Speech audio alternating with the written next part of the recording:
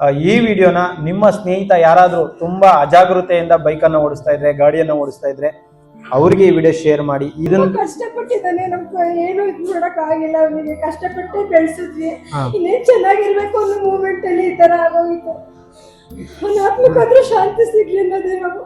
ತಂದೆ ತಾಯಿನ ಚೆನ್ನಾಗಿ ನೋಡ್ಕೊಳ್ಬೇಕಾದಂತ ವಯಸ್ಸಲ್ಲಿ ಟ್ರಿಬಲ್ ರೈಡಿಂಗ್ ಬಂದು ಹೆಲ್ಮೆಟ್ ಸರಿಯಾಗಿ ಹಾಕೊಳ್ದಲೆ ಆಕ್ಸಿಡೆಂಟ್ ಆಗಿ ಇವತ್ತು ಒಂದು ಜೀವ ಹೋಗಿದೆ. ಸೊ ಇವತ್ತು ಈ ತಂದೆ ತಾಯಿಗೆ ಮಗನಾಗಿ 100 ಜನ ಬರ್ಬೋದು, ಆದ್ರೆ ಆ ಮಗನ ಸ್ಥಾನವನ್ನು ಎಲ್ಲರೂ ಕೊಡೋದಕ್ಕೆ ಸಾಧ್ಯ ಇಲ್ಲ.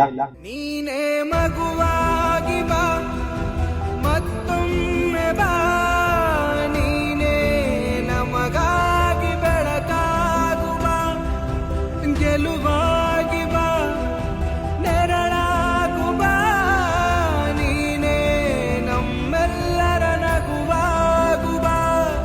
ಇದು ನಿಜವಾಗ್ಲೂ ಕರ್ನಾಟಕದಲ್ಲಿ ಎಲ್ಲ ಯುವಕರು ಈ ವಿಡಿಯೋ ನೋಡಬೇಕು. ಈ ವಿಡಿಯೋ ಏನೋ ಒಂದು ಸಂಭ್ರಮಾಚರಣೆಯ ವಿಡಿಯೋ ಅಲ್ಲ. ಆಮೇಲೆ ಇದು ನಿಜವಾಗ್ಲೂ ಭಾಳ ಬೇಜಾರಾಗ್ತಾ ಇದೆ. ಅಭಿಷೇಕ್ ಅಂತ ಅವ್ರ ಹೆಸರು, ಬರೀ 19 ವರ್ಷ ವಯಸ್ಸು. ತಂದೆ ತಾಯಿ ಕಷ್ಟಪಟ್ಟು ಇಲ್ಲಿವರೆಗೂ ಅವ್ರನ್ನ ಬೆಳೆಸಿ ಓದಿಸಿ ಕಷ್ಟಪಟ್ಟು ಇವಾಗ ಕೆಲಸ ಕೊಡಿಸಿದ್ರಂತೆ. 3 ತಿಂಗಳಷ್ಟೇ ಕೆಲಸಕ್ಕೆ ಸೇರಿಕೊಂಡು ತಂದೆ ತಾಯಿನ ಚೆನ್ನಾಗಿ ನೋಡ್ಕೊಳ್ಬೇಕಾದಂಥ ವಯಸ್ಸಲ್ಲಿ ಟ್ರಿಬಲ್ ರೈಡಿಂಗ್ ಬಂದು ಹೆಲ್ಮೆಟ್ಟು ಸರಿಯಾಗಿ ಹಾಕ್ಕೊಳ್ದಲೆ ಆಕ್ಸಿಡೆಂಟ್ ಆಗಿ ಇವತ್ತು ಒಂದು ಜೀವ ಹೋಗಿದೆ. ಇದು ಭಾಳ ಬೇಜಾರಾಗುತ್ತೆ ಪ್ರತಿಯೊಬ್ಬರಿಗೂ. ನಾನು ಇವತ್ತವರು ಇಲ್ಲಿ ಬಂದು ಅವ್ರು ಹುಟ್ಟೋದಬ್ಬನೋ ಅಥವಾ ಪುಣ್ಯಸ್ಮರಣೆನೋ ಮಾಡ್ತಾ ಇದ್ದಾರೆ, ಇದನ್ನ ನಿಮಗೆ ತೋರಿಸ್ಬೇಕು ಅನ್ನೋದು ಅವ್ರ ಉದ್ದೇಶ ಅಲ್ಲ. ಇದನ್ನ ತೋರಿಸ್ಬೇಕಾದ ಅವಶ್ಯಕತೆನೂ ಅವ್ರಿಗಿಲ್ಲ. ಯಾಕೆ ಇಲ್ಲಿಗೆ ಬಂದಿದ್ದಾರೆ ಅಂದ್ರೆ ಅವ್ರ ಮಗ ಆದಂಗೆ ಬೇರೆ ಮಕ್ಕಳಾಗಬಾರ್ದು. ದಯವಿಟ್ಟು ನೀವು ಗಾಡಿಗಳನ್ನ ಚಲಾಯಿಸುವಾಗ ದಯವಿಟ್ಟು ಹೆಲ್ಮೆಟ್ ಅನ್ನ ಕಡ್ಡಾಯವಾಗಿ ಬಳಸಿ ಅಂತ ಹೇಳೋದಕ್ಕೆ ಇಷ್ಟಪಡ್ತೀನಿ. ಯಾಕಂತ ಹೇಳಿದ್ರೆ ಕೇವಲ 19 ವರ್ಷದ ಹುಡುಗ ಇವತ್ತು ಎಷ್ಟು ಕಷ್ಟಪಟ್ಟು ಎತ್ತು ಹೊತ್ತು ಸಾಕಿರ್ತಾರೆ, ಕೊನೆಗಾಲದಲ್ಲಿ ತಂದೆ ತಾಯಿಗೆ ಆಸರೆ ಆಗ್ತಾರೆ ಅಂತ ಎಲ್ಲರೂ ಅನ್ಕೋತಾರೆ. ಇವತ್ತು ಅವರ ತಂದೆ ತಾಯಿ ಅವರು ಫೋಟೋ ಮುಂದೆಗಡೆ ದೀಪ ಹಚ್ಚೋ ಪರಿಸ್ಥಿತಿ ಬರುತ್ತೆ ಅಂದ್ರೆ ಇದು ಯಾವ ತಂದೆ ತಾಯಿಗೂ ಬರಬಾರ್ದು. ಯಾಕಂದ್ರೆ ತುಂಬಾ ನೋವಾಗತ್ತೆ, ಪಾಪ ಬೇಜಾರಾಗ್ತದೆ. ಹೇಳ್ತಾ ಇದ್ರೆ ಪ್ರತಿಯೊಬ್ಬರು ಯುವಕರಿಗೆ ನಾನೇನು ಹೇಳಕ್ ಇಷ್ಟಪಡ್ತೀನಿ ಅಂದ್ರೆ ದಯವಿಟ್ಟು ನಿಮ್ಮ ಜೀವನನ ನಿಮ್ಮ ಕೈಯಾರೆ ಹಾಳು ಮಾಡ್ಕೊಳ್ಬೇಡಿ. ಬೈಕಲ್ಲಿ ಓಡಾಡುವಾಗ ದಯವಿಟ್ಟು ಹೆಲ್ಮೆಟ್ ಅನ್ನ ಕಡ್ಡಾಯವಾಗಿ ಬಳಸಿ. ಟ್ರಿಬಲ್ ರೈಡಿಂಗು ಅಷ್ಟು ಸೂಕ್ತ ಅಲ್ಲ ಅಂತ ನಾನು ಕೂಡ ಹೇಳ್ತೀನಿ. ಗಾಡಿಗಳು 2 ವೀಲರ್ ಹೋಗ್ಬೇಕಾದಾಗ ತುಂಬಾ ಹುಷಾರಾಗಿ ಏನೇನ್ ಇದಿದೆ ಅದೆಲ್ಲ ಕಾನೂನು, ಹೆಲ್ಮೆಟ್ ಇದ್ರದೆಲ್ಲ ಯೂಸ್ ಮಾಡ್ಲಿ. ಎಲ್ರು ನನ್ನ ಮಗನ್ ಸ್ವಲ್ಪ ಆಶೀರ್ವಾದ ಮಾಡಿ. ಸೊ ಇಡೀ ಫ್ಯಾಮಿಲಿ ಬಹಳ ಬೇಜಾರಲ್ಲಿದ್ದಾರೆ, ಬಹಳ ನೋವಲ್ಲಿದ್ದಾರೆ, ಎಲ್ಲರೂ ಅಳ್ತಿದ್ದಾರೆ, ಬಹಳ ಬೇಜಾರಾಗುತ್ತೆ. ಅವ್ರ ಆತ್ಮಕ್ಕೆ ಶಾಂತಿ ಸಿಗ್ಲಿ ತಾಯಿ. ಇನ್ನೊಂದು ಜನ್ಮ ಅಂತ ಇದ್ರೆ ನಿಮ್ಮ ಹೊಟ್ಟೆಲೆ ಹುಟ್ಟಿ ಬರ್ಲಿ. ಆಮೇಲೆ ಪ್ರತಿಯೊಬ್ರು ಕೂಡ ಕೈನ ಮುಂದೆ ಚಾಚಿ ಅವ್ರಿಗೆ ಒಳ್ಳೇದಾಗ್ಲಿ. ಎಲ್ಲ ಬಿಟ್ಟು ಇಲ್ಲೇ ಯಾಕೆ ಬಂದೆ ಅಂದ್ರೆ ಹಿರಿಯರು ದೊಡ್ಡವರು ಇದ್ದಾರೆ, ಅವರಿಂದ ಒಂದ್ ಸ್ವಲ್ಪ ನಮ್ಗೆ ಆಶೀರ್ವಾದ ಮಾಡಿದ್ರೆ ಒಂಚೂರು ಇದಾಗುತ್ತೆ, ನೆಮ್ಮದಿ ಸಿಗುತ್ತೆ ಅನ್ನೋ ಎಲ್ಲ ಇರೋರು ಎಲ್ಲ ಇದ್ದಾರೆ. ಅವ್ರೊಂದ್ ಮಾತಾಡ್ರು, ಒಂದೇನೋ ಒಂದ್ ಇದ್ ಮಾಡಿದ್ರು ನಮ್ಗೆ ಎಷ್ಟೋ. ಸರಿ ಅಮ್ಮ, ಇಲ್ಲಿರೋರ ಆಶೀರ್ವಾದ ನಿಮಗ್ ಸಿಗಲಿ. ನಿಮ್ಮ ಮಗನಿಗೆ ಇನ್ನೊಬ್ಬ ಮಗ ಇದ್ದಾನೆ ಇಲ್ಲಿ.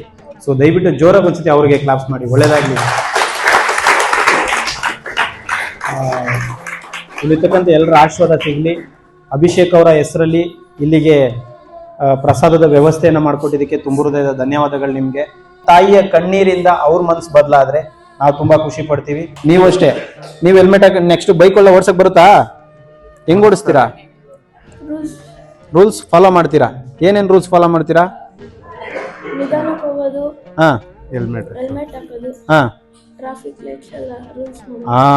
ಟ್ರಾಫಿಕ್ ರೂಲ್ಸ್ ನ ಫಾಲೋ ಮಾಡೋದು, ಹೆಲ್ಮೆಟ್ ಹಾಕೋದು, ಜೊತೆಗೆ ನಿಧಾನಕ್ಕೆ ಹೋಗೋದು. ಇದಿಷ್ಟು ತಾಳ್ಮೆ ಪ್ರತಿಯೊಬ್ಬ ವ್ಯಕ್ತಿ ಕಲ್ತ್ರೆ ಆಕ್ಸಿಡೆಂಟ್ಸ್ ಅನ್ನೋದು ಕಂಪ್ಲೀಟ್ ಆಗಿ ಕಮ್ಮಿ ಆಗ್ಬೋದು, 90% ಅಲ್ವಾ?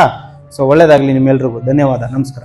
ಉಸಿರು ಪೂರ್ತಿ ಹೋದರೂ ಹೆಸರು ಪೂರ್ತಿ ನೆನಪಿದೆ, ನೀನು ಇರದೆ ಹೋದರೂ ನಿನ್ನ ನಗೆಯ ಬೆಳಕಿದೆ, ಮನೆಯ ಮುತ್ತು ಕೂಸಿಗೆ ನಾಡ ನಮನ, ಖಂಡಿತ ಮರಣವಿದಲ್ಲ, ಜನಿಸಿದೆ ನೀನಿಂದು, ನಮ್ಮೊಲವಿನ ಪರಮಾತ್ಮ ಶಾಶ್ವತ ನೀನೆಂದು. ನಿಮ್ಮ ಕೈಲಾದ ಸಹಾಯವನ್ನು ಮಾಡಿ. ನಮಸ್ಕಾರ. ನಾನು ನನ್ನ ಮನಸ್ಪೂರ್ವಕವಾಗಿ ಯಾವಾಗಲೂ ಒಬ್ಬರಿಗೆ ಒಳ್ಳೆಯದನ್ನೇ ಬಯಸುತ್ತೆ. I mean it.